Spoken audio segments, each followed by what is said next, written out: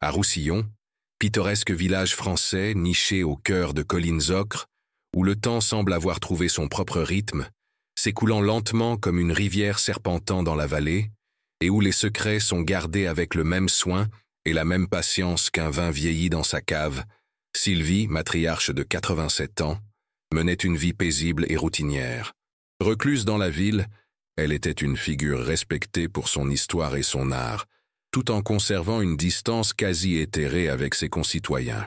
Ses journées étaient uniquement consacrées à classer ses archives d'art et de souvenirs, un vaste héritage intact qui la maintenait isolée dans son ancien manoir, peuplé de fantômes et de beautés oubliées, jusqu'à l'arrivée de Louis, un jeune homme de 20 ans. Il apparaissait tel un orage estival, un tourbillon de couleurs et de vie, puisant son inspiration dans la région pour son art. Avec ses traits saisissants et son regard curieux, Louis était jeune, intense, et dégageait une énergie vibrante que le petit Roussillon n'avait pas vue depuis des années, voire des décennies. Son arrivée fut un événement, mais pour Sylvie, ce fut un cataclysme silencieux. Pour tout le monde, il était un étranger, un artiste en quête de sa prochaine toile. Mais pour Sylvie, il était autre chose. Elle ressentit une attirance immédiate, une force magnétique l'attirant vers lui, un sentiment de reconnaissance qui la surprit et la rajeunit à la fois, comme même le printemps ne pouvait le faire. Quel était ce lien inexplicable, cet écho de quelque chose de familier dans un visage si nouveau? La complicité s'épanouit. Sylvie trouva en Louis un confident, un collaborateur passionné, quelqu'un qui partageait sa passion pour l'art et l'histoire de sa famille. Les lumières de sa maison, autrefois éteintes à 20 heures, restaient désormais allumées tard, projetant une douce lueur dans le jardin endormi. Des rires, longtemps tus, résonnaient dans les pièces, mêlés aux murmures du vent nocturne. Mais la communauté, représentée par les voisins et la commère locale, Madame Dubois, y voyait tout autre chose.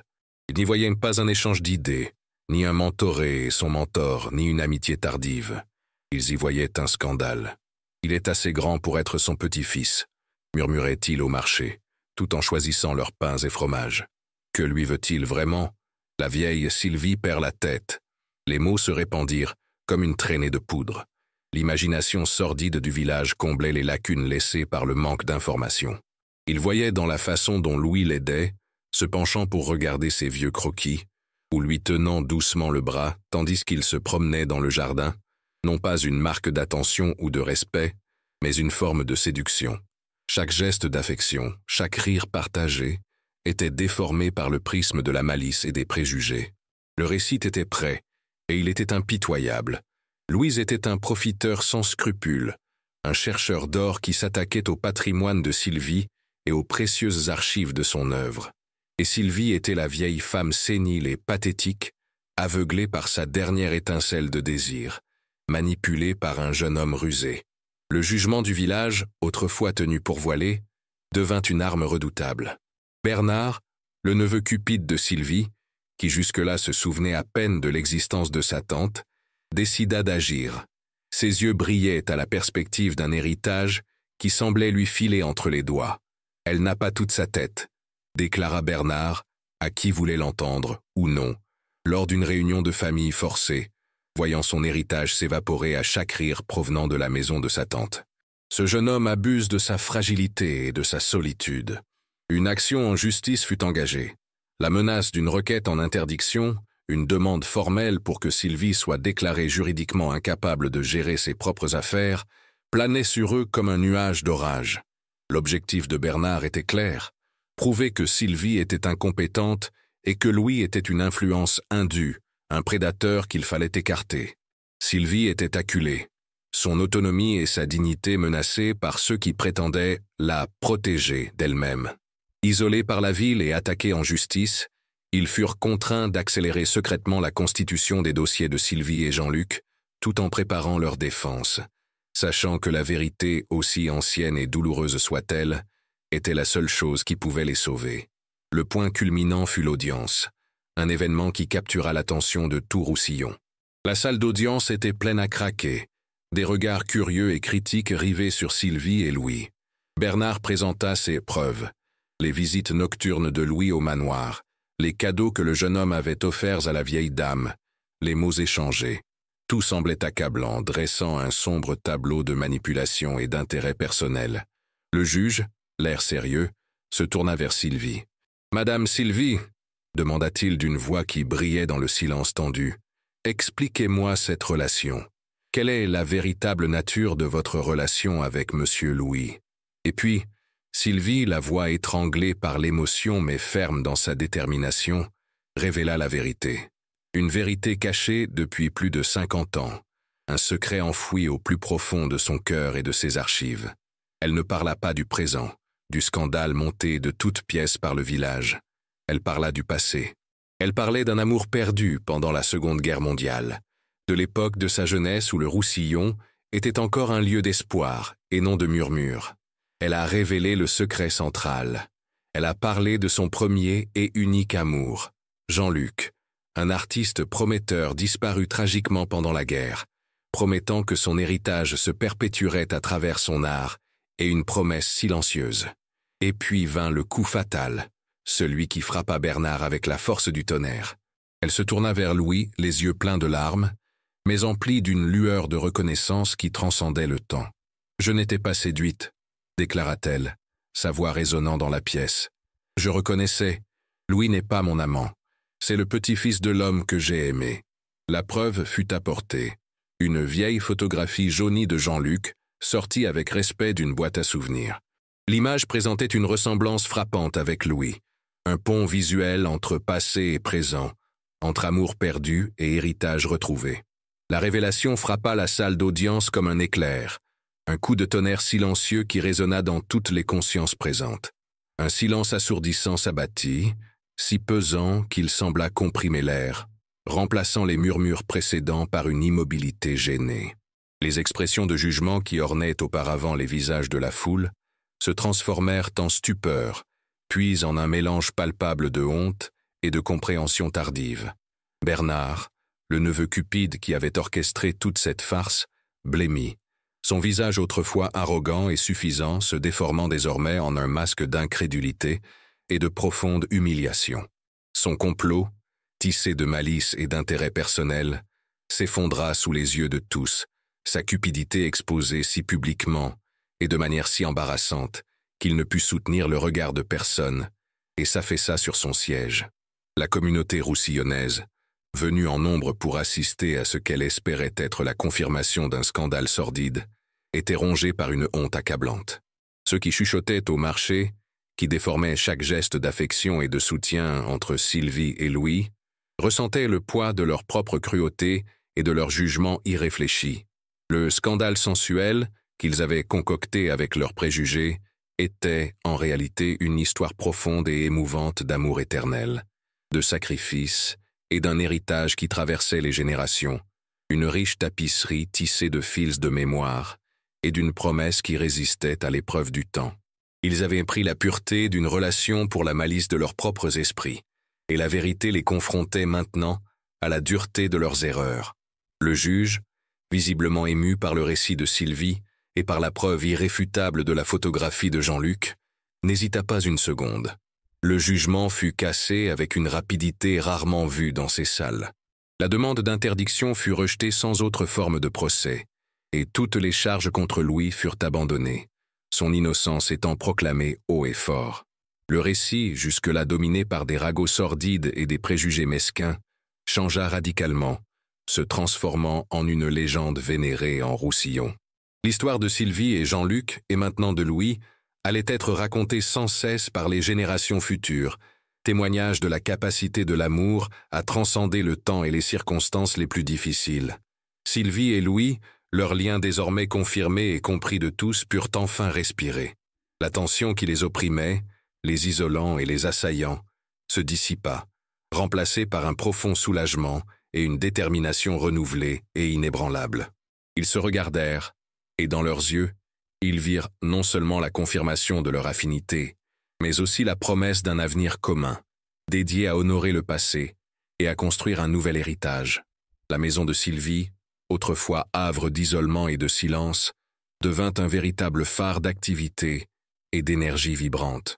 Ils se consacrèrent avec diligence au catalogage non seulement de l'immense œuvre de Sylvie, mais aussi des lettres, croquis et mémoires de Jean-Luc, des trésors que Sylvie avait précieusement conservés pendant des décennies, attendant le moment opportun pour les révéler. Chaque objet fut traité avec le respect qu'il méritait. Chaque ligne d'un vieux journal intime lue avec l'attention et le soin que seul un cœur attaché au passé pouvait offrir. Louis, fort de son énergie juvénile, de sa passion pour l'art et de son profond respect pour l'histoire de sa famille, se lança corps et âme dans ce projet, redonnant ordre et vie à des archives qui semblaient jusque-là intouchables, un labyrinthe de souvenirs à démêler. La maison de Sylvie, autrefois théâtre de murmures malveillants et de regards désapprobateurs, a commencé sa transformation. Les pièces, autrefois simples écrins de souvenirs et d'une vie retirée, ont été soigneusement aménagées pour devenir un petit musée privé, un hommage vivant à l'amour, à l'art et à la résilience d'une famille unique. Chaque coup de pinceau de Jean-Luc, chaque note de Sylvie, chaque objet racontant une part intrinsèque de son histoire, a trouvé sa place d'honneur, prêt à être partagé avec ceux qui cherchent désormais à comprendre et non à juger. Bernard, l'architecte de la campagne de diffamation, fut démis de ses fonctions sans pouvoir sur le patrimoine de Sylvie. Sa tentative mesquine d'usurper l'héritage de sa tante lui valut la disgrâce et l'isolement social, juste châtiment de son avidité débridée. L'histoire d'un amour interdit, une femme de 87 ans perdit tout avec un garçon de 20 ans, se révéla être la saga épique d'une promesse tenue contre toute attente, d'un héritage sauvé de l'oubli et d'un secret qui, une fois révélé, guérit non seulement des cœurs mais aussi une communauté entière. Le village de Roussillon, autrefois si prompt à juger et à condamner, en tira une leçon précieuse et inoubliable.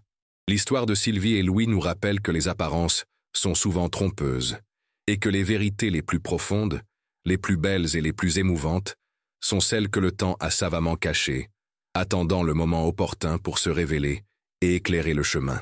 La maison de Sylvie n'était plus un lieu de mystère et de commérage, mais un sanctuaire de mémoire, un lieu de rencontre entre les générations, où l'art et l'amour refleurissaient, plus forts et plus vibrants que jamais. Le jugement du village, autrefois confiné à de malicieux murmures disséminés dans les ruelles de Roussillon, devint une arme acérée, maniée avec habileté et malveillance. Les mots, autrefois simples ragots de marché, gagnèrent en poids et en intention, se muant en accusations voilées qui portèrent atteinte à la réputation de Sylvie et à l'intégrité de Louis. C'est dans ce climat de méfiance et de jugement que la figure de Bernard, le neveu de Sylvie, émergea de l'ombre de son indifférence. Jusque-là, Bernard se souvenait à peine de sa tante, un lointain maillon de sa famille, mais la perspective d'un héritage colossal et inexploité, qui semblait lui filer entre les doigts, le ramena dans la vie de Sylvie avec une ardeur troublante. Son regard, autrefois apathique, brillait désormais de la perspective d'un gain facile, d'une fortune qu'il croyait légitimement sienne. À chaque rire provenant du vieux manoir, à chaque lumière allumée tard dans la nuit, Bernard sentait son héritage s'évaporer, se transformant en un profond ressentiment. Il ne voyait en Louis ni un compagnon ni un protégé, mais un intrus, un parasite menaçant ce qu'il considérait comme sien. Son indignation égoïste ne tarda pas à se transformer en action. Lors d'une réunion de famille forcée, orchestrée par lui et à laquelle participaient quelques parents éloignés partageant ses intérêts matériels, Bernard déclara avec véhémence « Elle n'a pas toute sa tête. Ce jeune homme abuse de sa fragilité et de sa solitude. » Ces paroles, chargées d'une fausse inquiétude, visaient à semer le doute et la méfiance dans tous les esprits, y compris chez les rares personnes qui nourrissaient encore une certaine bienveillance envers Sylvie. Il dressa le sombre portrait d'une vieille femme sénile, exploitée par un jeune homme intrigant, ignorant volontairement la vitalité retrouvée de sa tante et le lien authentique qu'elle avait noué avec Louis. L'escalade ne s'arrêta pas là. Bernard, déterminé à préserver ce qu'il considérait comme sien, intenta une action en justice. La menace d'une requête en interdiction, une demande formelle pour que Sylvie soit déclarée juridiquement incapable de gérer ses propres affaires et de prendre ses propres décisions, planait sur eux comme un nuage d'orage, chargé d'éclairs et de tonnerre. Ce fut un coup dévastateur, destiné à priver Sylvie de son autonomie, de sa dignité et, in fine, de son héritage. L'objectif de Bernard était clair et impitoyable. Prouver que Sylvie était incompétente, victime de son âge et de sa naïveté, et que Louis était une influence indue, un prédateur qu'il fallait soustraire à sa proie. Il cherchait non seulement à contrôler les biens de Sylvie, mais aussi à rompre tout lien qu'elle aurait pu entretenir avec Louis, s'assurant ainsi que sa propre fortune ne soit pas entravée. Sylvie, une femme qui avait enduré les épreuves de la guerre et des décennies de solitude, était accablée d'une manière qu'elle n'aurait jamais imaginée. Son autonomie et sa dignité, durement acquises et préservées, étaient désormais directement menacées, non par un ennemi extérieur, mais par ceux qui prétendaient la protéger d'elle-même. Le poids des accusations et l'imminence des poursuites judiciaires étaient écrasants. Louis, quant à lui, ressentait la pression du village et la menace judiciaire, mais sa loyauté envers Sylvie était inébranlable. Il était son seul soutien face à la tempête qui s'annonçait. Isolé par la ville, fermé à son jugement et à ses préjugés, et attaqué légalement par un parent cupide, ils furent contraints d'agir en secret et dans l'urgence. Ils savaient que la vérité, aussi ancienne et douloureuse fût-elle, était la seule chose qui pourrait les sauver de tout perdre. Le temps pressant, Sylvie et Louis s'empressèrent de ranger en secret les vastes archives d'art et de souvenirs de Sylvie, et de son premier amour, Jean-Luc. Chaque boîte poussiéreuse, chaque journal jauni, chaque toile oubliée, fut examinée avec une urgence nouvelle. Ils travaillèrent tard dans la nuit, sous la faible lumière d'une unique ampoule, fouillant le passé à la recherche de preuves, de fragments d'une histoire qui pourrait percer le mystère et justifier leur lien. Louis, avec son énergie juvénile et son regard perspicace, aida Sylvie à déchiffrer de vieilles notes, à cataloguer des œuvres d'art et à retrouver la correspondance qu'elle avait conservée pendant plus d'un demi-siècle. Ils préparèrent sa défense avec le soin de quelqu'un tissant une tapisserie complexe, pièce par pièce, sachant que chaque détail serait crucial. Le manoir, autrefois havre de paix et de routine, devint un quartier général secret, où l'espoir de rédemption était alimenté par la quête incessante de la vérité qui, il le savait, se cachait quelque part parmi les souvenirs et les secrets du passé. Le point culminant fut atteint lors de l'audience, un événement qui captura l'attention de tout Roussillon. La petite salle d'audience, habituellement théâtre de litiges fonciers et de délits mineurs, était désormais bondée, les regards curieux et critiques rivés sur Sylvie et Louis.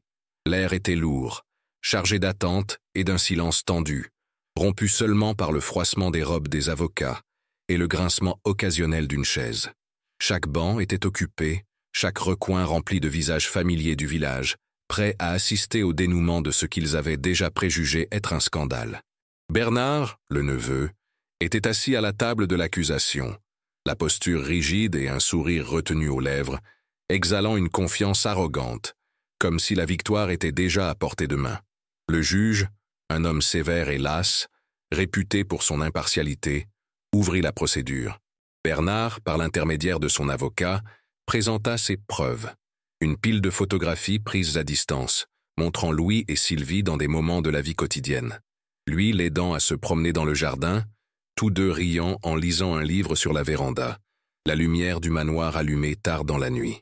Il y avait aussi des copies de relevés bancaires attestant de petits virements de Sylvie à Louis, une aide pour le matériel artistique, comme il l'avait expliqué, et des notes manuscrites qui, hors contexte, pouvaient paraître romantiques ou trop intimes. Les visites nocturnes de Louis au manoir, les cadeaux que le jeune homme avait offerts à la vieille dame, les mots échangés, déclama l'avocat de Bernard. Tout cela témoigne d'une manipulation flagrante d'une femme âgée et vulnérable.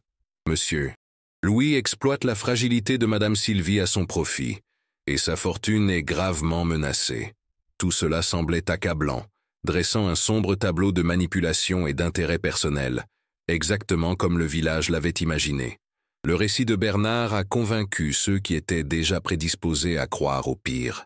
Le juge, l'air sérieux et révélateur de son jugement intérieur, se tourna vers Sylvie. « Madame Sylvie, exigea-t-il, sa voix emplissant le silence tendu et résonnant sur les murs de la salle d'audience. Le tribunal a entendu les allégations. Expliquez-nous cette relation. Quelle est la véritable nature de votre lien avec Monsieur Louis? Qu'est-ce qui justifie cette proximité que tant de personnes jugent inappropriée. La question restait en suspens, lourde des attentes et de la curiosité morbide de chacun. Et puis Sylvie, une femme de 87 ans réduite au silence par des décennies de chagrin et d'isolement, retrouva la voix. Sa voix étranglée par l'émotion, mais ferme, avec la détermination que seule la vérité peut donner. Elle révéla la vérité. Une vérité gardée pendant plus de 50 ans, un secret enfoui au plus profond de son cœur et de ses vastes archives, attendant le moment propice pour être exhumé. Elle ne parla pas du présent, du scandale fomenté par le village, des ragots mesquins. Elle parla du passé. Elle évoquait un amour perdu pendant la Seconde Guerre mondiale, sa jeunesse où le Roussillon était encore un lieu d'espoir et non de murmures malveillants. Elle décrivait les champs de lavande d'avant-guerre, les rires innocents, la promesse d'un avenir qui ne se réalisait jamais. Elle évoquait Jean-Luc, un jeune artiste prometteur au sourire captivant et aux yeux pleins de rêves, qui avait conquis son cœur dans une période d'incertitude. Il était son premier et unique amour, une romance forgée au cœur de la beauté du Roussillon et à l'ombre menaçante du conflit. Elle évoqua son premier et unique amour, Jean-Luc, un artiste talentueux qui, comme Louis, puisait son inspiration dans les paysages du Roussillon. Il était parti à la guerre, promettant que son héritage se perpétuerait à travers son art et qu'un jour, la vérité de leur amour serait révélée.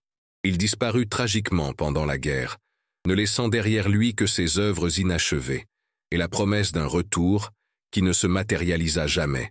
Sylvie, le cœur brisé, avait consacré sa vie à préserver la mémoire et l'art de Jean-Luc, espérant, sans savoir quoi. Et puis vint le coup fatal, celui qui frappa Bernard avec la force du tonnerre et réduisit la pièce au silence.